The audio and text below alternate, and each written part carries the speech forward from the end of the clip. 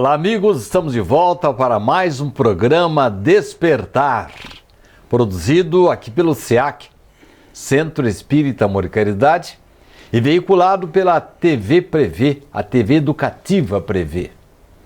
Ele está de volta, esse expert em mediunidade. E eu vou perguntar logo de início para Mauro Sebastião Pompilho o que significa esse termo mediunidade, médium, intermediário do quê? Seja bem-vindo, Mauro. Obrigado, Sidney, mais uma vez pelo convite. É sempre um prazer estar aqui, desfrutando do vosso convívio e ter a oportunidade de alguma forma, desenvolvermos reflexões em cima desse tema tão especial, que é o termo da mediunidade. A mediunidade que permite que nós, aqui da Terra, possamos, de alguma forma, nos integrar através da conversa, através da escrita, através de vários meios com o mundo da espiritualidade. Mauro, muitos irmãos de outras crenças nos criticam por mexer com os mortos, argumentando inclusive que Moisés teria proibido o exercício da mediunidade. É verdade isso? Moisés proibiu. Proibiu por quê? Proibiu porque havia se banalizado o intercâmbio entre o plano dos vivos, nós, da materialidade, e o plano da espiritualidade. Banalizado o quê? Eles começaram a usar... Banalizado no sentido de que para qualquer atividade se queria antes ouvir a opinião do mundo espiritual. Se o indivíduo ia para a guerra, ele perguntava.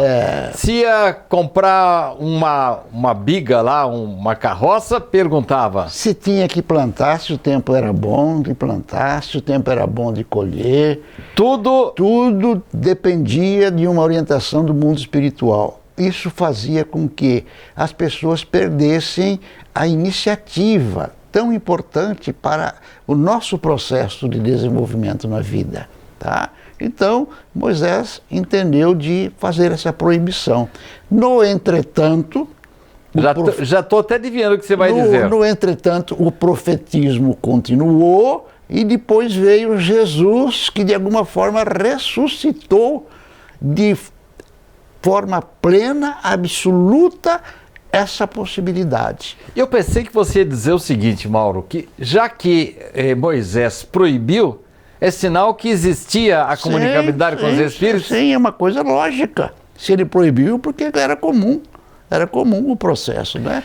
Havia banalizado, como nós dissemos. No livro Atos dos Apóstolos, de autoria do evangelista Lucas, aquilo ali é uma profusão de comunicações, inclusive fala do Pentecostes, enfim, a própria Bíblia é um repositório de comunicações mediúnicas, Mauro? Sem dúvida nenhuma. Em Atos dos Apóstolos você tem várias oportunidades de perceber isso, e como você bem lembrou, né, de repente, reunidos os apóstolos uma determinada manhã, o mundo espiritual se fez muito presente. Narra Atos dos Apóstolos que apareciam como se fossem línguas de fogo atuando sobre a cabeça dos apóstolos. Isso fez com que em todos eles se desenvolvesse de forma, vamos dizer assim, instantânea o dom que existia, com certeza, de uma forma não muito utilizável. Parece que eles falavam até em outras línguas? Falavam em outras línguas, que era uma época que antecedia a época pascal e que havia muitos judeus de muitas regiões girando pela cidade, iam a Jerusalém, e cada um ouvia na sua língua particular, na língua regional dele, e ouvia as notícias que o pessoal estava dando. E há um personagem muito importante que participou desse fenômeno, que é Maria, mãe de Jesus, numa das raras aparições dela no Evangelho. Ela estava ali e testemunhou essa irrupção de fenômenos Exatamente. que foram registrados na Bíblia. Na Bíblia, no Atos dos Apóstolos, por Lucas. E talvez a gente pudesse, só para enriquecer, vamos dizer assim, a nossa conversa, o exemplo magno de Paulo. Paulo, né, uma pessoa muito culta, um jovem culto que atingiu o rabinato com pouca idade, né, perseguidor dos cristãos, de repente recebe a presença de Jesus em Na suas entrada da cidade de Damasco. de Damasco, para onde ele tinha sido designado pelo Sinédrio para ir prender os líderes do cristianismo, entre eles Ananias. Aliás, Ananias, que depois curou Paulo da sua cegueira. Da sua cegueira, porque quando Jesus apareceu, a claridade foi tão grande que Paulo perdeu a visão. E recebeu a orientação de Jesus que se dirigisse a Damasco e procurasse Ananias. Quer dizer que nós temos ali, nessa passagem de Paulo, já uma série de fenômenos mediúnicos. Né? Depois, Ananias recebendo do próprio Jesus. Ananias, o que queres, Senhor? Vai vir até você, Paulo, né, que está cego, para você curá-lo. Mas, Senhor, segundo se propala, é o grande perseguidor de nós cristãos. Eu vou curar o perseguidor? Jesus diz, fique tranquilo, ele é um vaso especial que eu escolhi para desenvolver as minhas atividades. Esta expressão, ela me emociona quando eu me lembro dela. Ele é o vaso escolhido.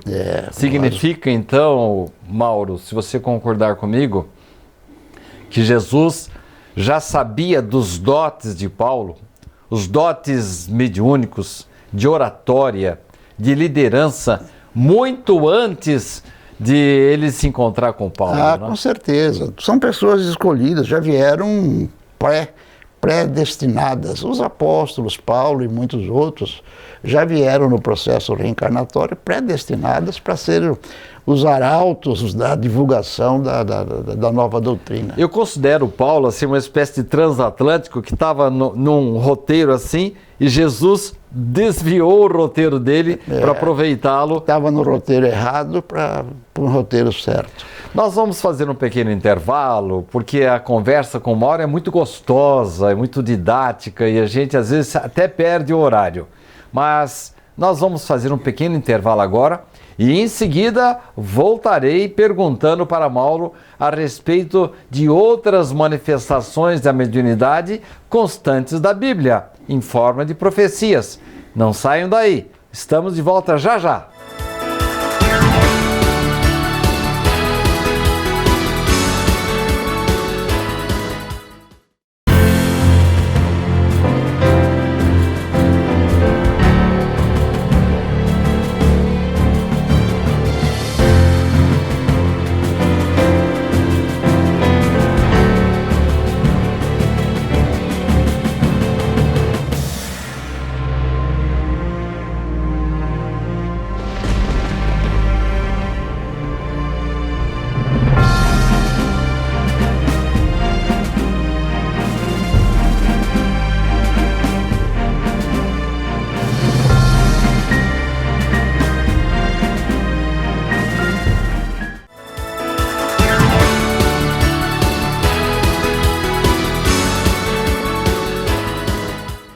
Já estamos de volta.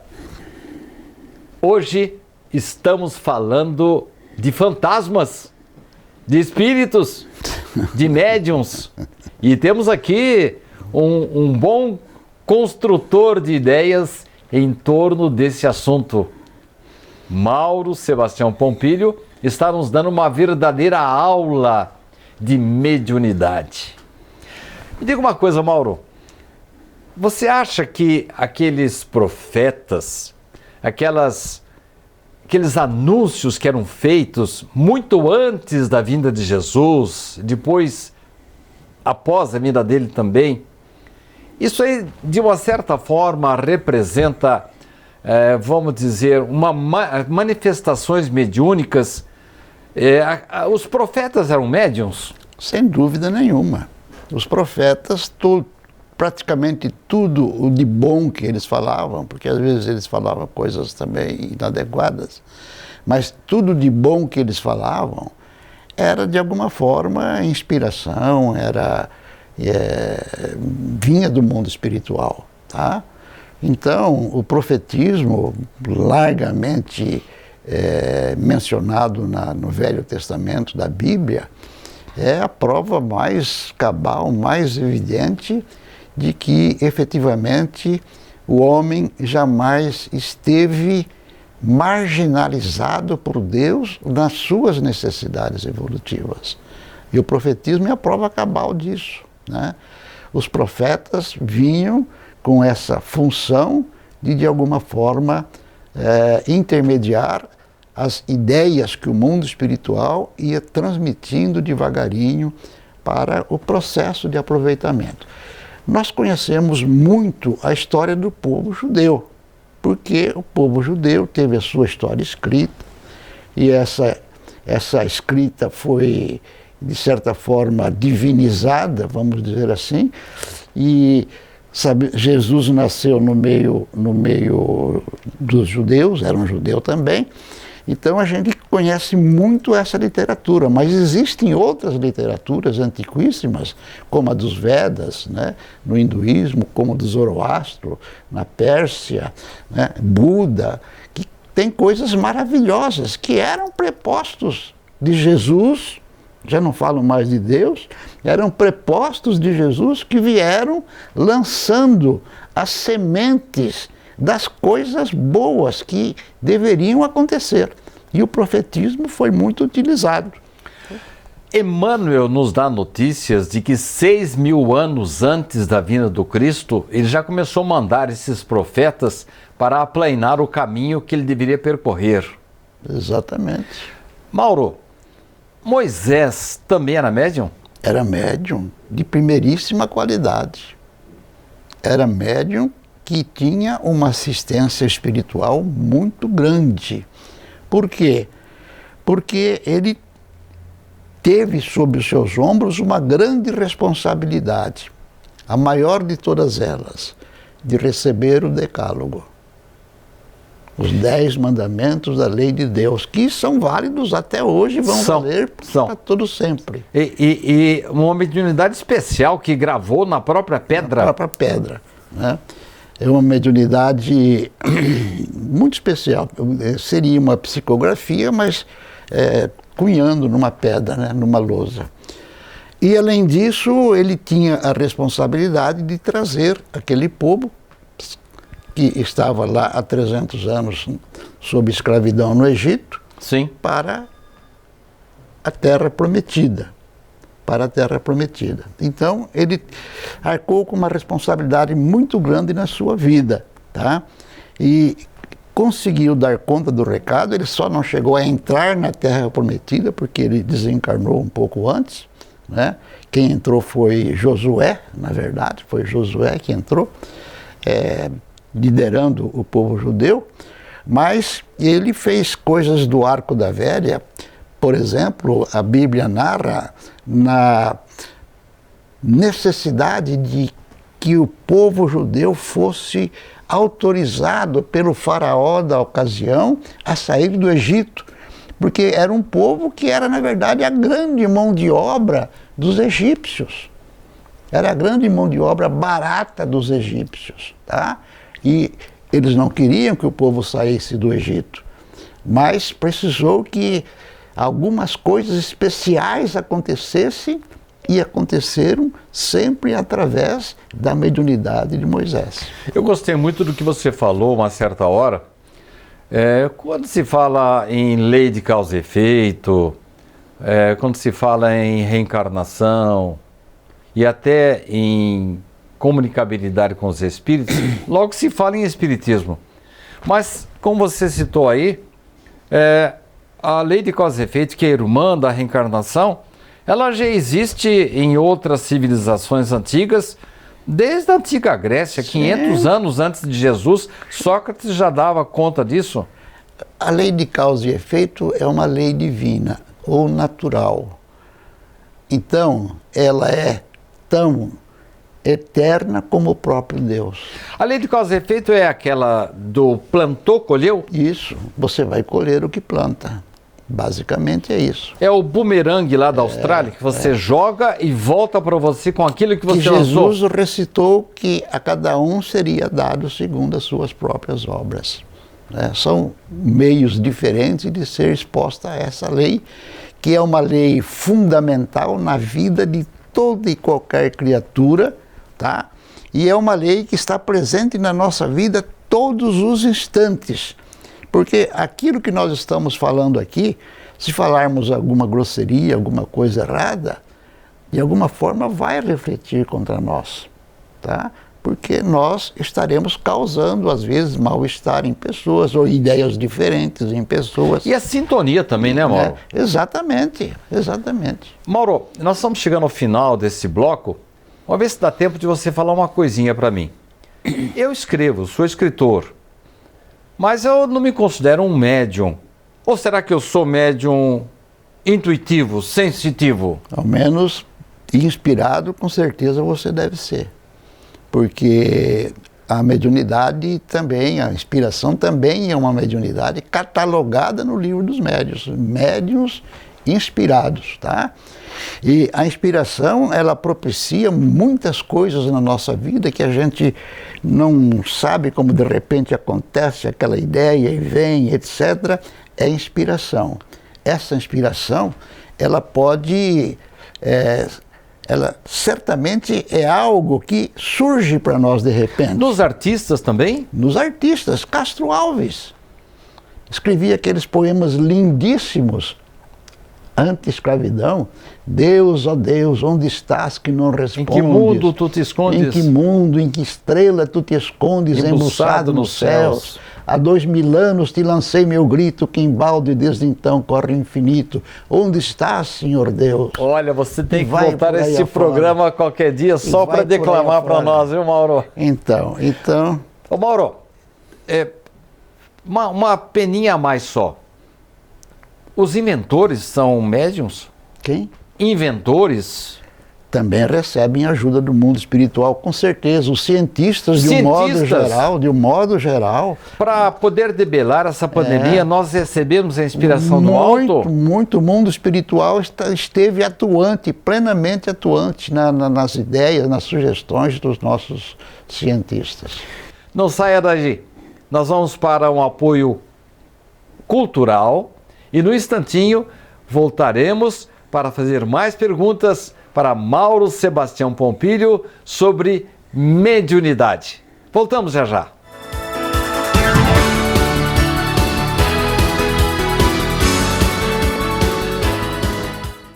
Você pode ajudar o SEAC de Bauru se cadastrando na campanha Nota Fiscal Paulista e indicando a nossa organização como beneficiária na doação automática. Com sua contribuição, nós recebemos o valor calculado em tributos fiscais e concorremos a sorteios mensais. Você também concorre a prêmios de até R$1 milhão e tudo com custo zero. Toda vez que você solicitar o CPF no ato da compra, a doação automática ocorrerá. Cadastre-se no programa Nota Fiscal Paulista pelo site ou, se preferir, baixe o aplicativo no seu celular.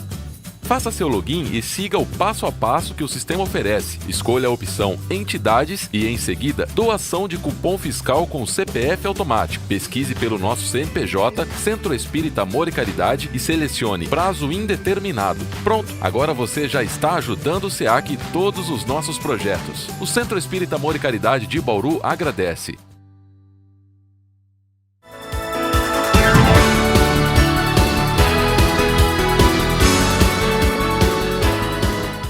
Estamos de volta para o último bloco do programa Despertar de hoje. É como eu digo, quando o entrevistar é bom, o tempo voa. Mauro, espíritos podem intuir, inspirar negativamente grandes líderes mundiais em suas atividades e particularmente para promover a guerra? Com certeza, com certeza. Paulo foi claro: vivemos cercados por uma nuvem de testemunhas.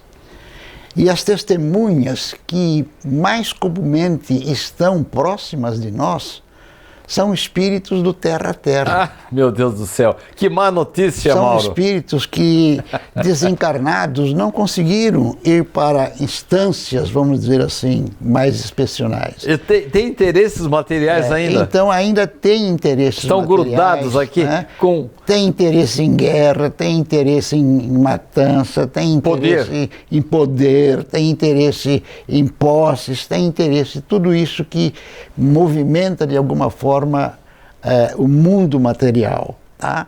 Então, certamente, eles estão atuando nessas lideranças que, de alguma forma, promovem esse...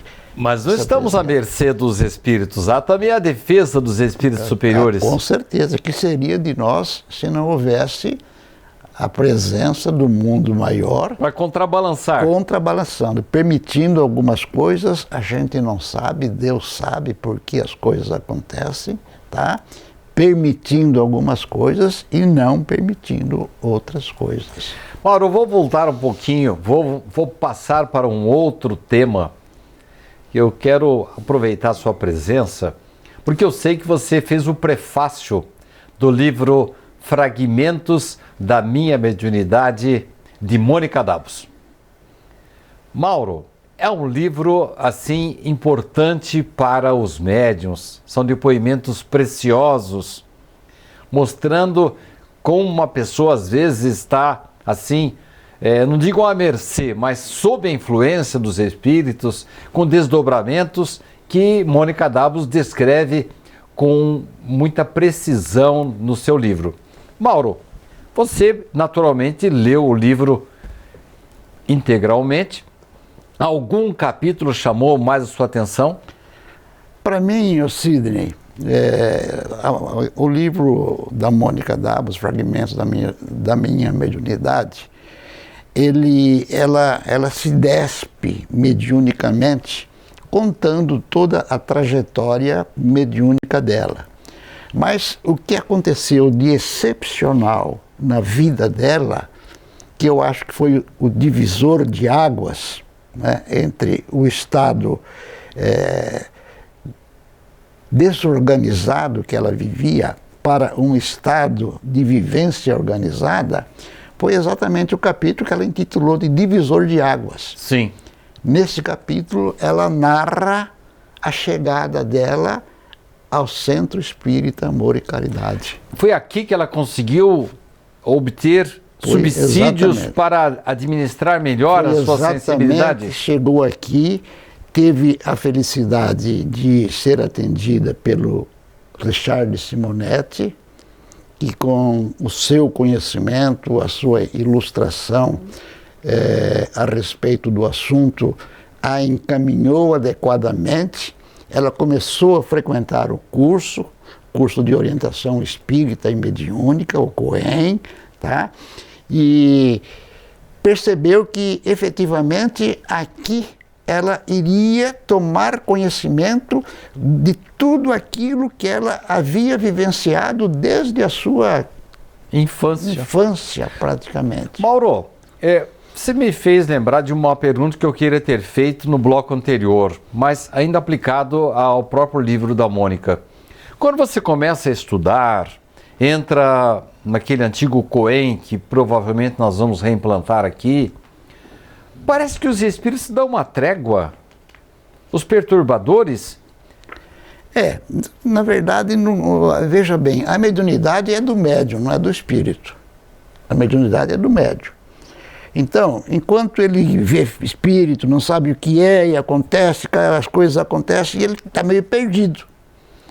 O curso que nós propiciamos, ou os cursos que nós propiciamos aqui no Centro Espírita Amor e Caridade, procuram orientar o médium no seu comportamento particular. E ele se fortalece com isso? Com isso, ele ganha entusiasmo, ganha força interior, tá? Começa a ter outros tipos de pensamento, já percebe que aquilo não é uma doença, não é um problema mental. Administra melhor. Começa a administrar e as coisas se acertam e ele vai passar a viver a sua vida tranquilamente. No programa anterior, Mauro, você falou que conheceu um caso aí de uma frequentadora cujo filho estava provocando fenômenos de efeitos físicos em sua casa.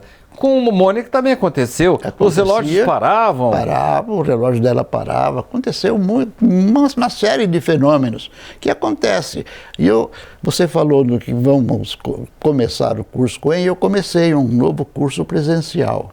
Já dei 2 aulas, às quartas-feiras, às 8 horas. Sobre mediunidade? Sobre mediunidade. Olha, isso é uma boa notícia. Então, recebi uma menina, aliás, na minha reunião de sexta-feira anterior, repassada,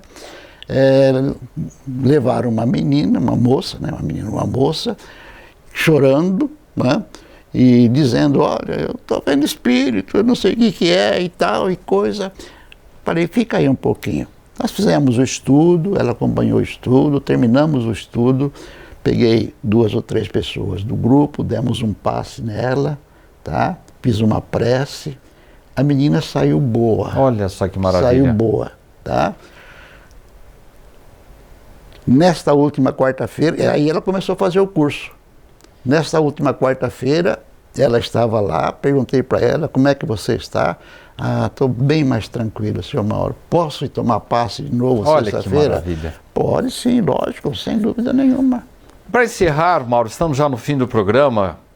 Você recomendaria esse livro da Mônica Davos? Totalmente, inclusive nesse Coen que eu comecei de forma presencial, eu já recomendei. Falei, as pessoas que estão sentindo aí problemas espirituais, leia esse livro. Leia o livro que vocês vão se colocar dentro do livro. Mauro, muito obrigado pela sua presença. Infelizmente a televisão é assim, tempo é certo. E desde já eu quero que você retorne com outros assuntos, que você tem muito para contribuir para nós. Olha, assim, é sempre um prazer, né? Porque é o que a gente pode doar de nós mesmos, é o conhecimento que de repente você acumula pela vivência ao longo dos anos, pelos estudos, pelas leituras, etc. E sempre que nós pudermos repassar isso para os nossos semelhantes, eu acho que é uma dádiva de Deus para nós. Sem dúvida. Muito obrigado. E a você também, muito obrigado pela presença, pela companhia. E na semana que vem estaremos de volta.